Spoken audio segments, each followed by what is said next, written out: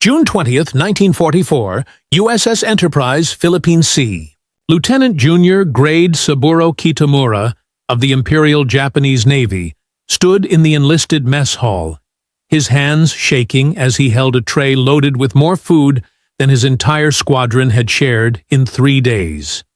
Fried chicken, mashed potatoes swimming in butter, green beans, white bread, apple pie, and a glass of cold milk. The American sailor behind the serving line, irritated by the delay, gestured impatiently at the ice cream station. "You want chocolate or vanilla?" The question made no sense. Ice cream didn't exist on warships. Ice cream required refrigeration that combat vessels couldn't spare. Yet here, on America's most battle-hardened carrier, enemy prisoners were being offered a choice of frozen desserts. Kitamura had been pulled from the Philippine Sea 4 hours earlier. One of 43 Japanese airmen recovered during the Great Marianas Turkey Shoot. He expected execution, or at best, starvation and torture. Japanese propaganda had been explicit. Americans were barbarians who ate their prisoners, devils who delighted in suffering. Instead, medical corpsmen had treated his wounds, given him morphine for pain, and now offered him ice cream flavors. The chocolate or vanilla question would haunt him for decades, the moment his understanding of the war, of America, of everything, began to crumble. Across the Pacific War, approximately 35,000 Japanese military personnel would experience American naval captivity and witness abundance that shattered everything they believed about their enemy's weakness. They discovered carriers where enlisted sailors ate better than Japanese admirals, where machinery produced fresh water from seawater in unlimited quantities, where ice cream machines operated continuously despite combat operations. These encounters with American naval logistics would demolish the spiritual foundations of Japanese military ideology more thoroughly than any defeat in battle. The mathematics of maritime abundance were calculated in calories and capabilities. While Japanese sailors subsisted on rice balls and pickled vegetables, American crews consumed 4,100 calories daily of varied, fresh foods. While Japanese carriers hand-pumped aviation fuel, American ships automated everything. While the Imperial Navy prayed to gods for divine winds, the U.S. Navy manufactured its own weather with refrigeration, air conditioning, and ice cream at sea. The transformation began the moment Japanese survivors were pulled aboard American vessels. Commander Mitsuo Fuchida, mastermind of Pearl Harbor who later became a Christian minister in America, documented his 1945 rescue experience aboard the USS Missouri. "They hauled me up like a caught fish, and I prepared for death. Instead, a medical officer examined my injuries while a sailor brought coffee. Real coffee, hot, with sugar and cream. I hadn't tasted coffee since 1942. The sailor apologized that they were out of donuts." This casual mention of depleted donut supplies while Japanese forces were eating leather belts revealed the gulf between propaganda and reality. The Imperial Japanese Navy's own reports, captured after the war, showed that by 1944, enlisted sailors received approximately 1,400 calories daily when supplies were available. Protein came primarily from fish when boats could spare fuel for fishing. Vitamin deficiency was endemic. Beriberi, scurvy, and night blindness plagued crews. American naval rations, by contrast, included fresh meat daily, frozen vegetables, fresh baked bread, dairy products, eggs for breakfast, and multiple beverage options. The Office of Naval Records shows that carrier mess halls in 1944 served approximately 15,000 meals daily on large carriers, with menus rotating through dozens of options. Tuesday might feature roast beef, Thursday fried chicken, Sunday ham with pineapple. Japanese prisoners, accustomed to unchanging rice rations, couldn't comprehend this variety at sea. The shock deepened when Japanese prisoners discovered enlisted men's quarters. Petty Officer Kazuo Sakamaki, captured from a midget submarine at Pearl Harbor, and America's first Japanese POW, later wrote about his amazement at American submarine facilities. The enemy submarines had showers with hot water. The crews slept in bunks with mattresses and clean sheets. They had a library of books and magazines. The mess hall had a coffee urn that never emptied. They lived better underwater than we lived on land. The presence of ice cream machines on American warships delivered particularly devastating psychological impact. The Japanese Navy considered ice cream impossible at sea, a luxury requiring resources no combat vessel could spare. Yet by 1943, the U.S. Navy operated floating ice cream factories. The USS Lexington's ice cream plant could produce 500 gallons daily. Concrete barges were converted to ice cream vessels, producing 5,000 gallons per shift. When the USS Lexington, CV-16, was torpedoed and listing, sailors evacuating to other ships reportedly rescued ice cream stocks before abandoning ship. Japanese prisoners watched American damage control parties, exhausted from fighting fires and flooding, receive ice cream sundaes as battle rations. The cognitive dissonance was overwhelming. Their nation, fighting for its existence, couldn't provide basic nutrition to forces. The enemy, supposedly decadent and weak, gave ice cream to sailors during combat. Chief Petty Officer Yoshio Yamada, captured when his destroyer sank at Leyte Gulf, spent 3 days aboard USS Iowa before transfer to shore facilities. His smuggled diary, discovered decades later, recorded, "The battleship's crew eats in shifts, but the food never stops. They have machines that peel potatoes, slice bread, make ice. The kitchen runs 24 hours. They threw away more food after one meal than my entire ship received in weekly supplies. When I asked why they waste, the guard laughed and said, 'It's not waste if you have unlimited supplies.'" The laundry facilities stunned Japanese prisoners accustomed to washing clothes in seawater. American carriers had industrial washing machines, dryers, and pressing equipment. Enlisted sailors received clean uniforms twice weekly. Fresh water, precious beyond measure on Japanese ships where men went weeks without bathing, flowed freely for showers, laundry, and cleaning. The evaporators on USS Enterprise could produce 140,000 gallons of fresh water daily, more than the entire Japanese carrier force could produce combined. Recreation facilities on American carriers seemed impossible fiction to Japanese military minds. Ships had movie theaters showing Hollywood films, libraries with thousands of books, gymnasiums with basketball courts, hobby shops for woodworking and crafts. The USS Enterprise's newspaper, published daily at sea, included sports scores, comic strips, and news from home. Japanese carriers had meditation spaces and shrine rooms. American carriers had soda fountains serving milkshakes. Lieutenant Commander Takeshi Maeda, captured after his Zero was shot down over Iwo Jima, spent 2 weeks aboard USS Bunker Hill. He later testified to American interrogators, "Your enlisted sailors live better than our officers. They have radios in their quarters, photographs of girlfriends, packages from home with chocolate and cigarettes. They complain about food that would be a feast for Japanese admirals." One sailor threw away a candy bar because it had melted slightly. That candy bar represented more sugar than Japanese pilots saw in months. The medical facilities exposed another gulf. Japanese naval medicine focused on returning wounded to duty regardless of condition. American sick bays treated enemies with the same advanced care as their own sailors. Operating theaters on carriers had X-ray machines, blood banks, surgical equipment matching shore hospitals. Antibiotics, particularly penicillin, seemed like magic to Japanese medical personnel, who watched infected wounds heal in days instead of killing in weeks.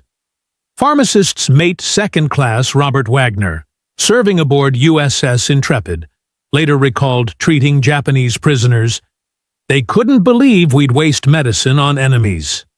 One pilot with a badly infected leg wound kept trying to refuse treatment, saying, "Save it for Americans." I had to show him our medical stores, lockers full of sulfa, penicillin, morphine, to convince him we had plenty. He started crying. The repair facilities demonstrated American industrial supremacy at sea. Japanese ships limped back to homeland ports for any significant repair. American vessels fixed themselves while underway. Floating dry docks, repair ships, and carrier machine shops could manufacture replacement parts, rebuild engines, and fabricate entirely new equipment. USS Enterprise's machine shop could produce any part smaller than an airplane engine. The welding shop operated continuously. The electrical shop rewired systems while the ship fought. When kamikaze attacks intensified in 1945, Japanese pilots who survived crashes witnessed American damage control superiority firsthand. Ensign Ryuji Nagatsuka, rescued after his damaged Zero ditched near USS Randolph, watched the carrier's crew repair kamikaze damage while conducting flight operations. They had foam that stopped fires instantly, pumps that removed water faster than it entered, metal plates that sealed holes while we watched. Teams worked with choreographed precision. No shouting, no confusion. They fixed in hours what would have sunk Japanese carriers. The food production systems on American carriers defied Japanese comprehension. Bakeries produced 15,000 loaves of bread daily. Butcher shops processed whole beef carcasses stored in freezers larger than Japanese submarines. Ice machines produced tons of ice daily for food preservation and drinks. The galley on USS Enterprise used more electricity than entire Japanese destroyers. Steam kettles could cook 300 gallons of soup simultaneously. Electric mixers, automatic dishwashers, and mechanical potato peelers handled tasks requiring dozens of Japanese sailors. Supply ships revealed the final dimension of American abundance. Japanese naval units waited months for resupply, often receiving fraction of requirements.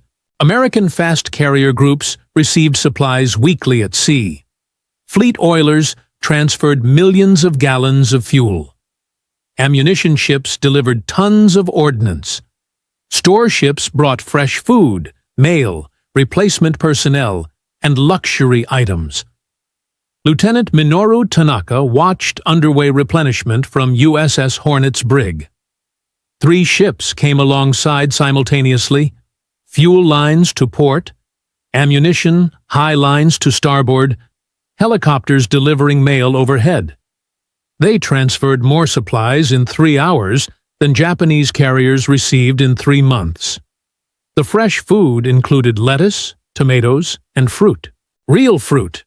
We were fighting for the emperor with empty stomachs, while Americans ate salads at sea. The mail system particularly amazed Japanese prisoners, who might receive 1 letter yearly if fortunate. American sailors received mail weekly, even in combat zones.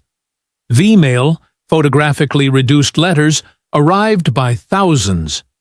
Packages from home contained cookies, candy, books, records, and photographs. The mail call, impossible for Japanese forces operating beyond homeland waters, maintained American morale through connection to home. Christmas 1944 provided the most profound psychological impact.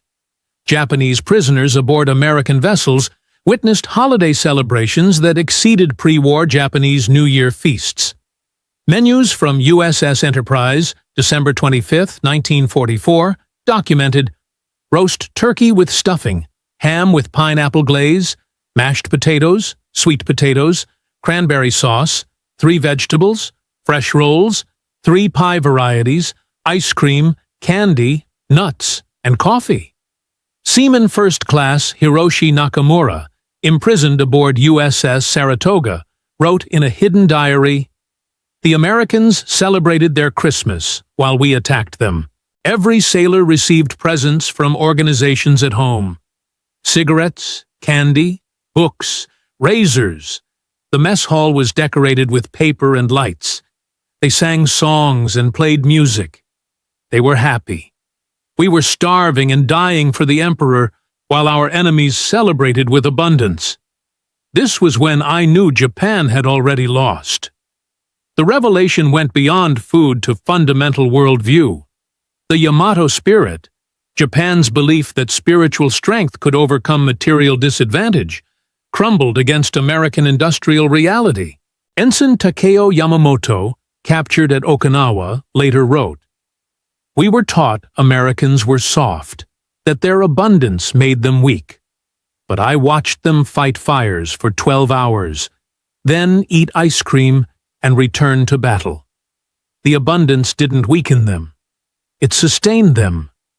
We were the weak ones, pretending spirit could replace food." By war's end, Japanese prisoners had witnessed impossibilities. Carriers producing fresh water from seawater, ice cream in the tropics, movies at sea, laundries in combat zones, hospitals afloat, machine shops in battle. They had tasted foods most Japanese never knew existed: hamburgers, hot dogs, milkshakes, apple pie, chocolate cake. They had experienced democracy's abundance, enlisted men eating officers' food, all races serving together, enemies receiving medical care. The return of Japanese prisoners after surrender spread these revelations throughout Japan. Former POWs became unwitting ambassadors of American abundance, their testimonies more powerful than any occupation propaganda.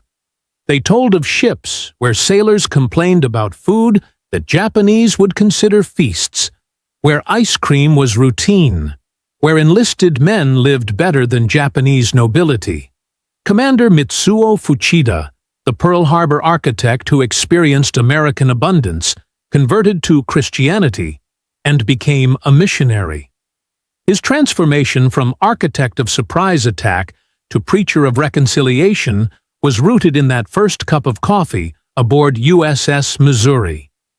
The Americans had every reason to hate me, to let me die. Instead, they gave me medical care, food, and dignity. This abundance of spirit was more powerful than any weapon. Statistical summary from U.S. Naval Records: daily caloric intake. U.S. Navy, 4,100 calories. IJN, 1,400 calories. Freshwater production. Large U.S. carriers, 140,000 gallons daily. Ice cream production. USS Lexington, 500 gallons daily. Bread production. USS Enterprise, 15,000 loaves daily. Mail delivery. Weekly, even in combat zones. Movie screenings, 2 to 3 different films. Weekly, laundry. Twice, weekly clean uniforms. Medical supplies. Full surgical capacity at sea. The Japanese prisoners who experienced American carrier abundance returned to a destroyed nation with a revolutionary message. The enemy's strength came not from cruelty, but kindness, not from deprivation, but abundance, not from spirit, but logistics. Their testimonies helped prepare Japan for occupation and transformation. They had seen the future, and it tasted like chocolate ice cream served at sea during battle. The transformation of Japanese military personnel through exposure to American naval abundance represents one of history's most complete ideological reversals. Warriors who expected to die for the Emperor instead lived to tell of American ice cream machines. Pilots who attempted suicide attacks were saved to witness democracy's casual plenty. Sailors trained for spiritual warfare discovered that material abundance sustained rather than corrupted fighting spirit. In the end, the ice cream machines on American carriers achieved what bombs could not: complete destruction of Japanese militarist mythology. The soft serve machines that operated while ships burned, the fresh bread baked during battles, the medical care given to enemies, These revelations transformed Japanese understanding of American power and their own defeat. They returned to Japan not as defeated warriors, but as witnesses to abundance beyond imagination, carrying truths that would reshape their nation from militarist empire to democratic ally. The story reminds us that sometimes the greatest victories are won not through destruction, but demonstration. That abundance can be more powerful than arms. That the way a nation feeds its enemies reveals its true strength. The Japanese, who couldn't believe American carriers had ice cream machines, learned that democracy's greatest weapon was its ability to create plenty, even in war, to share abundance even with enemies, to maintain humanity even in battle's fury.